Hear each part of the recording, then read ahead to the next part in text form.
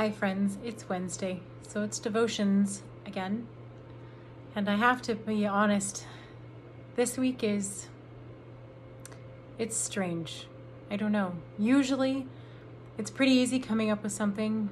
Usually there's something on my heart. But this week I'm at a loss. I struggle.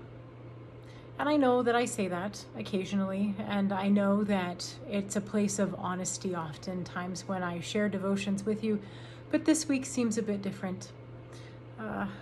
We are in the midst of so much upheaval and unrest, and it's recently just gotten to me. It's hard for me to think about and process, especially seeing the divisiveness around. The privileges that some have and the privileges or lack thereof that others have. And I look at myself thinking, how do I fix it? How do I help? What do I do? Praying sometimes seems like not enough. Lately, praying seems like not enough. How do I act? How can I help? When those thoughts enter, I usually end up turning to someone else's words who have said it better than I have, and oftentimes it's music, but this time I turn to some poetry, and I've shared a few things out of this book before. It's called Earth and All Stars, Poems and Hymns and Songs by Herbert. If you don't know who he is, he's a pretty prolific writer, mostly of hymns. But often we turn those poems into hymns and songs. But he's got a beautiful way with words, and I appreciate his thoughts. So today I'm going to share with you the poem from this. It's called Consecrate Us, Lord. It talks about how we celebrate each other in the midst of diversity, and how we care for one another, and how we unite together. This is Consecrate Us, Lord. Consecrate us, Lord, lest we be divided, that in all the world we confess, united. None is all alone when on you relying. In our joy or crying, bless us, Lord. No one, when alone, can preserve your treasure. Lavishly you give far beyond all measure. Blessing will increase where we share unceasing. Pardon, love abounding. Heal all hurt and harm. Lord, you gave your peace. Send your peace tomorrow. In your promised peace, heal our earth of sorrow. Peace will be our work. Make it our proclaiming. All who so believing rest inside your peace. Again, that was Consecrate Us, Lord, from Earth and All Stars by Herbert. And I want to invite you, friends, because I know I struggle with it too, start a conversation. The disparity between our white privilege and our communities of color seems so broken right now.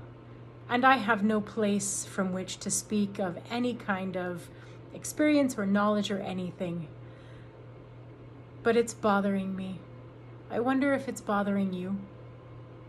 I wonder if you watch what happens and wonder, when, God, when?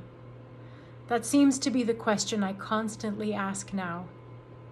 When? How long, O Lord? Dear Jesus, please come back.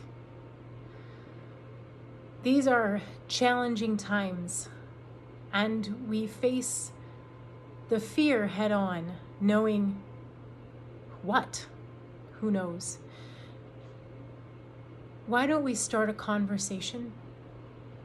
Why don't we invite? Why don't we encourage? Instead of turning away, maybe you can turn around and smile.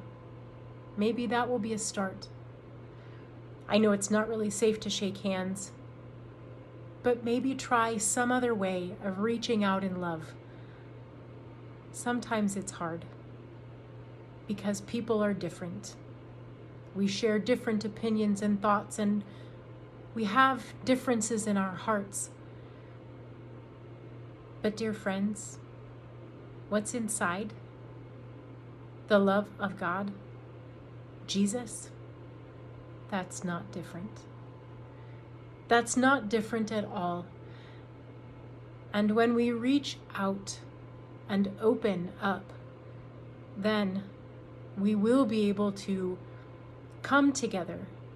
We will be able to unite. And we will be able to have a conversation, a truthful conversation, an open-hearted, loving conversation. Why don't we put down the frowns and the groans and the growls and the glares? Why don't we pick up a face and a hand of love? Why don't we reach out when it's safe to do so? Why don't we reach out in love? No, touching each other is not safe right now, which drives me up a wall, but that's another sermon for another time.